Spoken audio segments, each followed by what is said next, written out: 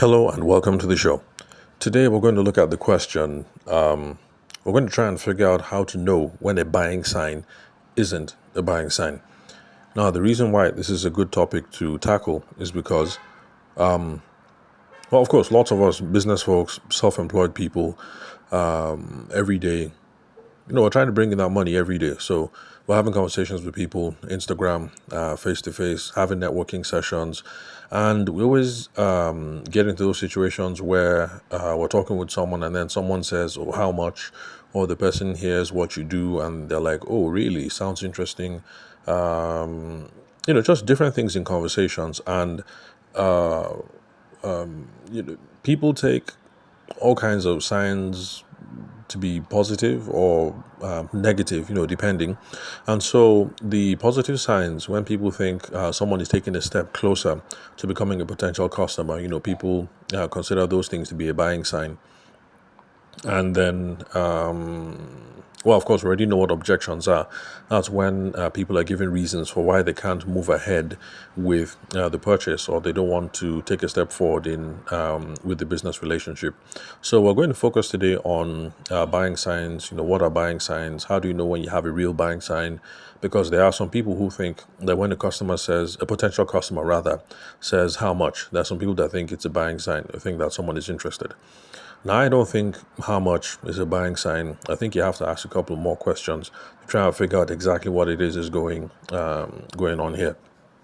But I'm sure you guys have figured out the difficulty of this whole thing about buying signs versus non-buying signs, because it's for most folks it's kind of subjective. Yeah, I would say for most folks it's subjective because not everybody goes to school to learn sales.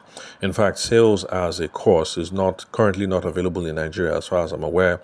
I don't know about the United Kingdom. I know that there are some schools in America that are teaching sales, not as a what's it called, undergraduate degree, but as some adjunct in marketing courses and things like that. So it looks like people have been left to their own devices when it comes to figuring out what a buying sign is. So in other words, if you like sales and maybe you're apprenticed under someone, and your mentor or your person who brought you into the trade, let's say you're a wedding photographer, and okay, well, the reason why I like using that example is because that's just where I started my business journey. So you could say that's my core constituency. So you're coming in as a wedding photographer, and the person who trains you tells you that, oh, okay, when the bride says this, it means she's interested. Then you just lock that into your skull that, okay, when you hear this phrase, or when you hear that phrase, or when the bride looks like this, or when she smiles that way, or whatever, those are buying signals. So that's the difficulty of trying to figure out what a buying signal is, because there's lots of subjectivity that's involved. What do you think versus what do I think versus what actually is the reality.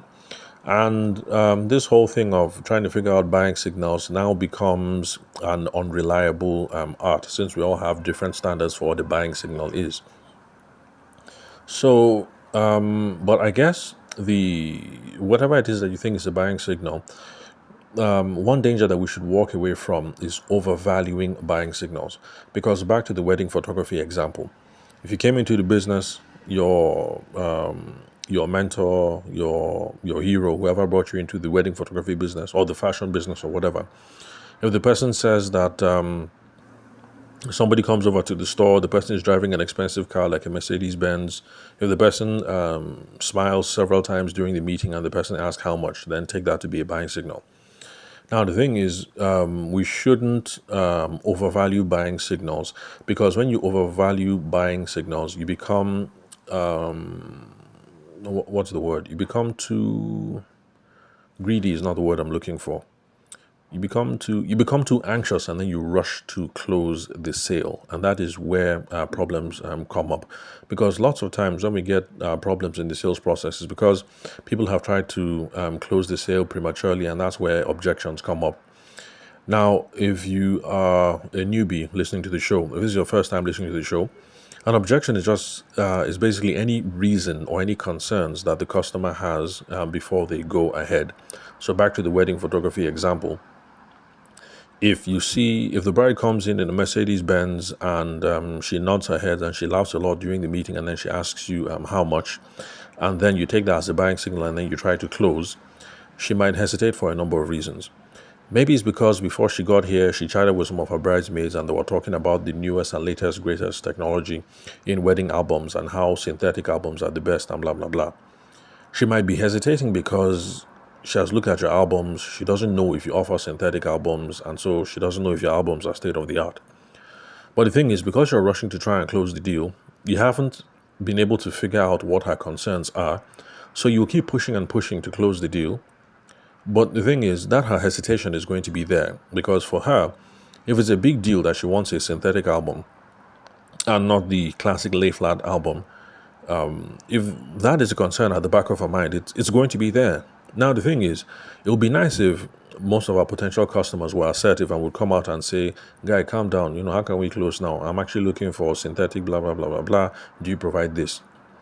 Now, it'd be nice if that's what people do. But unfortunately, people don't do that. And in fact, if you look at yourself in your own buying, with your own buying history and your own situations where you're trying to buy something, you see that most people hesitate. The reason why they do is because the average person is trying to keep things close to their chest because they don't want to take advantage of. The bride doesn't want to say, guy, calm down now. This your album itself, is this synthetic? Because she doesn't want to be taken for a ride. Maybe she wants to go and do some research, know what synthetic albums are, what they look like, what they feel like, what the price range is, blah, blah, blah. Instead of her asking you up front, is this synthetic? And they say, oh, yes, it's synthetic, it's the best. We import it from China, blah, blah, blah. Then you try and close the deal, and then she's in that awkward situation at the end of the day where what she gets, even though it's not poor quality, is not quite what she wanted in the beginning. So most people play their cards close to their chest in a selling situation, sorry, rather in a buying situation, because the bride is in a buying situation. So she's going to hesitate. And if you overvalue buying signals, that is the kind of problem that you can get into. And it happens to everybody, whether you're a lawyer or whether you're a fashion designer or blah, blah, blah. So to the lawyer example, you might be, she might have said a little bit, and maybe during the conversation you figured that she had some challenges with intellectual property protection, trademarks, patents, those sort of things. And because she came in driving a Mercedes Benz and a correct looking suit, and she has a fancy accent, and she smiled and laughed a lot, and she said, "How much?" You just think, "Oh, buying sign," and then you start trying to close. The problem is because you become too anxious to close the deal, and you haven't followed the fundamentals of running good qualification and discovery. She might have other problems that are much more important that you've not tried to solve. So yes, the intellectual property, the intellectual protection, mixing up my words, intellectual property protection, IPP. So the IPP concerns might be there, but maybe that might be trivial, and there might be something else that is much more weighty that you want solved. But you are never going to know that because you're trying to close the deal now because she came in with a Mercedes Benz with a correct looking suit. You like her bag. She laughed a lot. She smiled a lot, and she asked you how much. So you think all these are buying signals. So that is a problem. Now, most people, especially if it's going to be a hefty fee involved, she's going to say, let me think about it, and then she's going to leave. And the truth of the matter is that, intellectual property, it would be nice to have a trademark, it would be nice to have a patent, but there was something much more bigger at the back of her mind. And let's face it, our customers, our potential customers and clients, they are not the specialists. So there is no way that this lady who has come to speak to you, the lawyer, is going to know that there are much more fundamental problems. All she will know is that all these things you're talking about, intellectual property protection, trademark, we'll go to Ministry of Commerce, we'll file this, we'll file that, and we'll go to court, we'll file this, we'll file that. All of that will sound nice, but there will just be that nagging thing at the back of her chest that it's not just, she likes what she's hearing, but there's something that she hasn't heard. She's not a professional, so she's not going to know. If you were to not overvalue buying signals and focus on qualification and discovery, that's figuring out who is this person, what are they about, what business are they involved in, what problems are they trying to solve, what vision are they trying to aim for, how can my product or service help them achieve that goal, how bad is the problem, is it a problem worth solving, because there are times that people have big problems, but they don't think it's a problem worth solving. Reminds me back when I was in Kano and I was with Summit Law Firm in Kano. That was after my youth service, and a customer came in. It was one of these issues, trademark infringement and stuff like that. So the firm, we filed an Anton Pillar order, and so we're able to go and. Oh, okay. Sorry, forgot that most of you are not lawyers. But this is the lowdown. The law allows you to protect your trademarks, your patents. The whole idea is the law is not going to allow somebody to pretend that they're you and they steal your customers. So one of the remedies that is available under common law, that is laws that judges can make, is that the judge can say, you know what, we've looked at everything. This guy is pretending to be you. Grab the police, grab the bailiff. You guys go there, go and open his factory, seize everything, and bring it to the court. So I think it's an Anton Pillar order. I think. I've been out of legal practice for a very long time. So those of you lawyers who are listening, if I got it wrong, I know you're probably screaming your head off right now that, it's this order, it's that order. But anyway, those of you who are not lawyers, you probably get the gist of what I'm trying to say. That a judge can, under certain circumstances, can make that kind of order to say, Mr. Man, go and grab the police, go and grab the bailiff. You guys go there. This guy is pretending to be you. Go and pack everything. Bring it to the court. Let's settle the matter here. So we went ahead. We did that. The client's fee at the end of the day was, this was a long time ago anyway, but I think it was about 750K, 150K, as it was good money back then, good money. So we went there, and I was a member of the expatriate community in Kano. So anyway, we went there to levy the order, and apparently the fellow who we went to levy the order against, freaked out with the police there. And then there's some expatriate communities that, know themselves, they have a parapet kind of thing. So he saw the police and everything, and, of course, my guy got scared. And so he picked up the phone and called the other person to say, Egbon, you guys should calm down. I'm like, it's not that deep. I'm sorry. I'm not going to do it again. That sort of thing. And so the client called us, and I called my guy rather, and said, okay, you know what, this guy has apologized. He said, we won't go and do it again. Let's fashy everything. This court case, let's fashy.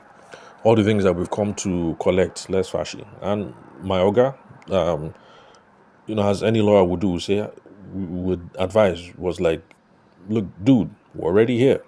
We spent money. Like, my fee is my fee. I'm still going to collect my 150K. Police, we've mobilized. Bailiff, we've mobilized. The cars are here. Everything. Let's just do this thing sharp, and finish this process that we've started. But the guy was like, nah, don't worry, just free the guy. He has learned his lesson. He's not going to do it again. And so the lawyer, Mayoga, collected the fee. And of course, we left, and it looked like the guy went and he didn't sin no more. Anyway, the point of the story that I'm trying to make is this.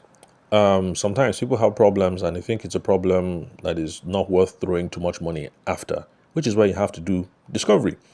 So apparently, for this guy, especially since he was an Egbon in the community, in their diaspora community, as per their foreigners, so in Nigeria, they're the ones that are diaspora. So since he's an Egbon, all he just wanted was for his younger brother to stop misbehaving. Well, not younger brother, but how I put it, as per, there's big boys, there's big girls, and then there are different levels of bigness or seniority, if I can put it that way. So he just wanted this young upstart to stop misbehaving and to stop trying to steal his trademark. And the fact that the guy got scared and called and apologized and everything was good enough. So sometimes there's a problem that needs to be solved in your own professional opinion. You think this is the best way, let's go ahead and do it. But the thing is, you're not the client. Sometimes the client thinks this is a problem, but it's not a big enough problem. So apparently this was one of those problems that was not that big enough. We started, the guy is scared. Yeah, no problem, let's stop. Point made. No need going all the way, despite what your professional opinion is.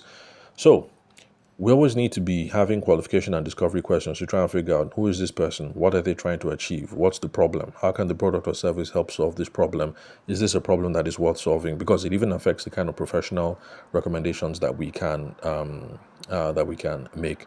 So summary, before I lost my train of thought with the story, is let's not overvalue what we think are buying signals. So it's not mathematics that the person shows up like this, the person looks like this, the person said that. Therefore, buying signals try and close. So let us not overvalue buying signals. We must always go through with qualification and with discovery processes before we try and close, especially since if the potential customer, like the examples that we've gone through so far, the lady who is in front of a lawyer or the bride who is in front of the wedding photographer, if she has any concern, you're not going to tease it out once you start trying to close. Because once you start trying to close and you're discussing Naira and Kobo and you tell the person, look, your bill is going to be 350K, most people lock up and they're trying to reduce how much they're supposed to spend. You should try and figure out actually is, what you should be trying to figure out actually is, have you done good qualification and discovery? Is your proposal as airtight as it should be? Is there anything that is missing from the proposal? Let me put it that way. How does the proposal adequately reflect what it is that the person is trying to do?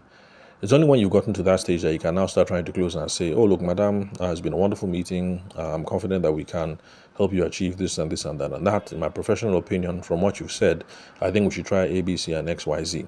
If we do that, do you think it's going to be able to guarantee you this and this and this that you're trying to achieve? And then if the person sitting before you, back to the lawyer example, says, yes, exactly. In fact, okay, lawyer, I like everything that you said. This one and this one and this one. In fact, if we do these two, gongo, it will, is case closed. It will satisfy me. We'll achieve this. We'll achieve that. It is when you're at that stage that you can now start say, okay, Madam Ogedengbe, based on what we've discussed, your bill is going to be 2.5M. And then you guys start with the haggling, with the back and forth and everything. So don't overvalue buying signals. Try and figure out what the buying, whether you have a buying signal or not. But as a general rule, in my own opinion, I think if something is too easy, just press for more details. Because there are people who show up saying, okay, let's go back to the wedding photography example. There's people who show up saying, Oga photographer or Madam photographer, my wedding is December 25th. Do you do synthetic? You say yes. You say, oh, okay, good. Please give me a quote. I want synthetic 12 by 24 inches with 3 frames. My wedding is going to be in Abuja and it's only one day event. So now in this case, it looks like you have all the information that you need to make a choice. And the person sounds quite educated. So you might think, okay, this is a buying signal. But this sounds too easy. Ask for more questions. So press for more details. Ask more questions, so that you. Well, first off, you have to be able to get a sense of. You have to know who the bride is. You have to build some rapport. You have to build some flow between both of you, and that's not going to work if she calls up and says, "Oga photographer, do you offer synthetic?" And you say yes, and then she says, "Okay, how much? Synthetic, 12 by 24. Give me 3 frames. Wedding is Abuja, December 25th." You have to get the conversation going. So there are lots of things that you can ask. So, like in this case, okay, one of the most basic things that the wedding photographer would confirm in this case, looking at qualification, those are questions around the person, would be, well, first off, if she's the one who's getting married. Because sometimes there are some brides, in quote, that call like that. You give her a price, you guys talk, and then after the second phone call, you realize that actually she's the chief bridesmaid. She's not the bride. You've wasted 3 days trying to build relationship, trying to toast, trying to cajole, trying to negotiate with someone who has no authority to pay the final bill. So, good practice for wedding photographers. First of all, they try to confirm who they're talking to. Now, oh, thank you very much for calling, blah, blah, blah. Okay, I've got all the details. You said synthetic, this, that, wedding date, blah, blah, blah, blah, blah. Is that correct? She says yes. Okay. Oh, by the way, are you the one getting married, or you're the sister of the bride or the bridesmaid? She will say, I'm the sister of the bride. Then, of course, you need to ask more questions, because you need to know how come the bride is not the one that is in front of you, and whether sister of the bride has authority to pay. Sorry, to negotiate fully, because sometimes it's just calling and looking for information. But in this case, let's assume that it actually is the bride herself who called. So, so we figured out that it's the bride. You ask some personal questions. How did she and the groom meet? Blah, blah, blah. Then you also, now, since this is a fairly specific quote, me personally, I'd be curious. I'd ask her, synthetic, how come you asked for synthetic and not, any other options? And then hear her out. Now, you might find out that the reason why she asked for synthetic was because she wants top of the line, she wants the best, she wants the most sophisticated. She might not be aware of current trends in the market and current technology, and maybe there's some new style of photography wedding book that has been invented in Australia that hasn't reached Nigeria yet. This might be a good opportunity if she's a sophisticated bride and who is wealthy enough. Might be an opportunity for you to upsell her on the newest kinds of books coming out of Australia instead of the synthetic books that are coming out of Lagos and coming out of China. So you see why you should always ask questions.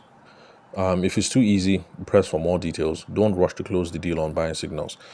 Okay, 20 minutes. Let me see if I can bring this thing to a close quickly. So basically, just in case I didn't express myself properly, a buying signal is any cue that you receive from the other person, any verbal cues, any non-verbal cues that shows the buyer might be interested in the product or the service. Now, when I say verbal cues, it might be the questions that the person asks, like when the person says, how much does this cost? Some people take that to be a buying signal. In my own opinion, how much, that is not a buying signal, though. You have to ask more questions and patch 2 or 3 things together before how much equals to buying signal. But don't just take it that every single person that calls you, it means the person is interested. If it's like that, you have your hopes dashed perpetually. Because, well, in Nigeria anyway, that's the first question that people will ask. Are you available for so, so, so, and so? How much? That means your hope will be up every single call. So, where was I? Okay, so verbal cues. Now, sometimes it's non-verbal cues. Some people smile. Some people nod their head. Some people gasp, like when they hold the wedding album. Let's see, what else? Some people start bringing out their wallet. And you think that is a buying cue. But in this case, bringing out the wallet can mean anything. Maybe the person was bringing out the wallet so that they can bring out their business card to hand over to you, or bring out the wallet so that they can write something on behalf of, write something on a piece of paper.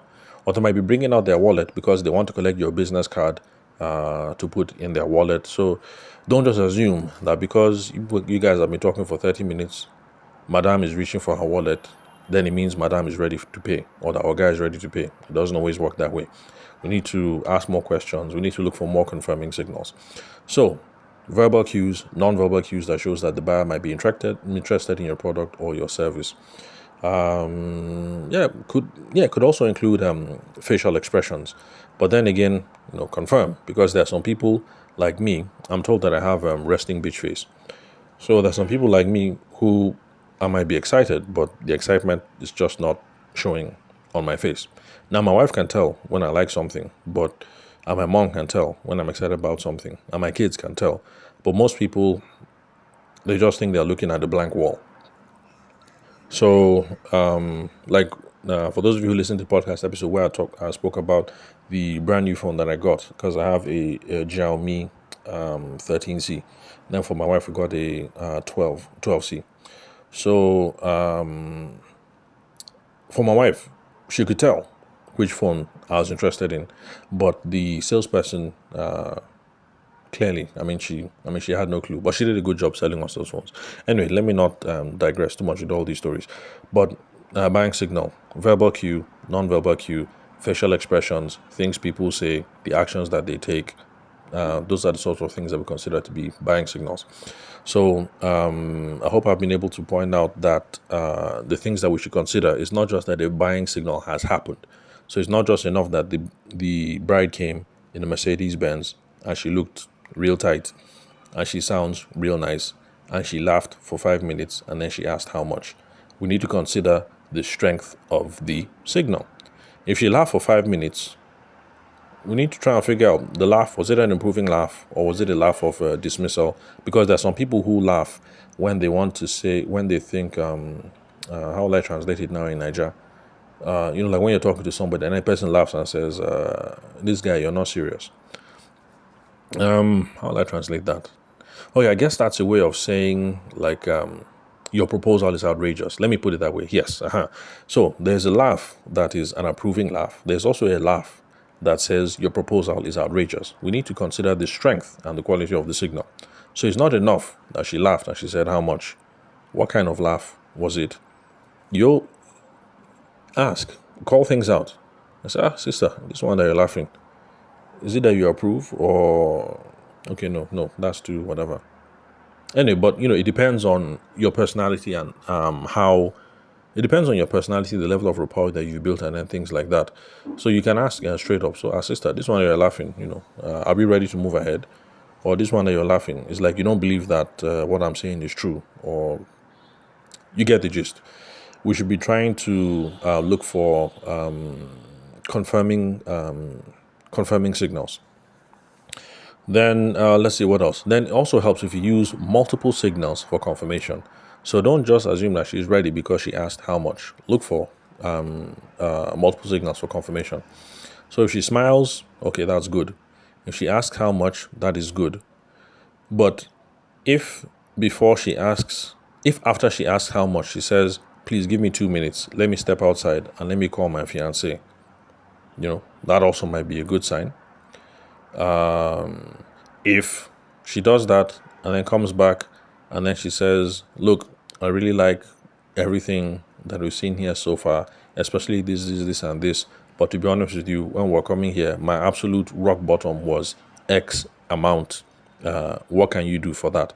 That might also be a good signal. So you see that it makes more sense to look for all these signals and see how weighty is it, rather than the first time she smiles at you and she says how much, you now start trying to go for the kill.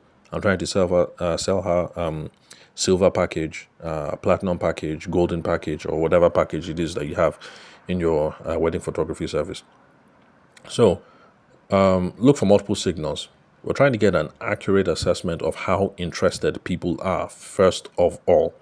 First of all, how interested are they? Second of all, is our proposal adequate? It is only after we do that that we can start trying to close the deal. So,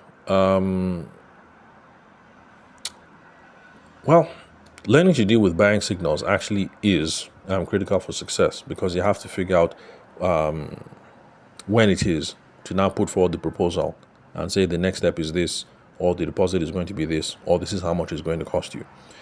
But please, the most important thing I hope I've been able to pass across, I want to emphasize it again, just in case I didn't, is what you should be doing is don't overvalue buying signals. What we should be doing is always doing qualification and always doing discovery. Who am I talking to? What is the problem? What are they trying to solve? Where are they running to? Or where are they running away from? The proposal that I have in mind, is it adequate? Blah, blah, blah. So if the bride says, can you give me a sample? Let me go and show the groom. Let me go and show my husband to be. Don't rush to close the sale there. You can ask questions. You can say, yeah, sure, no problem. I can give you a sample. Which samples would you want? And what are you hoping? What are you hoping to achieve if you show your husband this, or do you show your sorry, not husband? Okay, well, in Nigeria, by the time, at least in the wedding space, by the time they're engaged and they're already talking to you, we just start referring to them as husband and wife. There are some brides who will say, nope, he is not my husband yet. We're getting married in December. I've run into like one or two brides like that, but in this case, I don't think it would be a problem to say. So, what are you hoping that if you give it to your husband, like what do you think your husband is concerned about? Things like that. Ask more questions. So the more questions you get, the more confirming signals that you're going to get, or the more objections that you're going to get that have been unspoken. And either way, it's good. If you ask questions and you get confirming information, then you know that you have a good deal on the table and it's time to move for the close. If you ask more questions and you get objections, that's not a problem. It means that there are some things that the bride doesn't quite understand, the potential customer doesn't quite understand, or she thinks that your proposal hasn't been able to cover one or two areas. That is good. It is good that you know it now, so that you can address it now at this current meeting.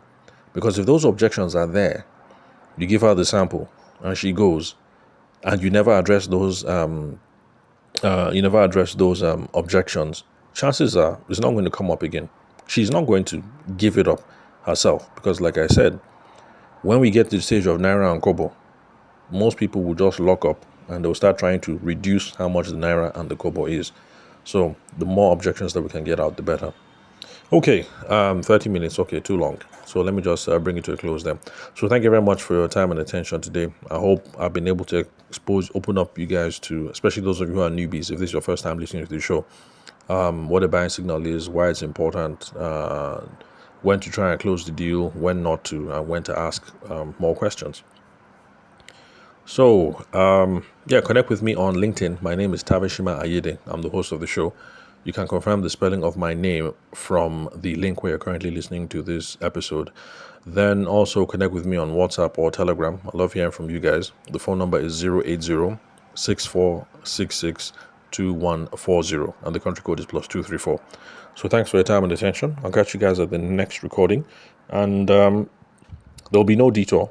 We have Okay, I'll know my list of questions now. But whatever it is that I promised 2 or 3 episodes that we're going to do after buying signals, that's definitely what we should be following up with. That's for those of you who are regular listeners. So I'll catch you guys in the next episode.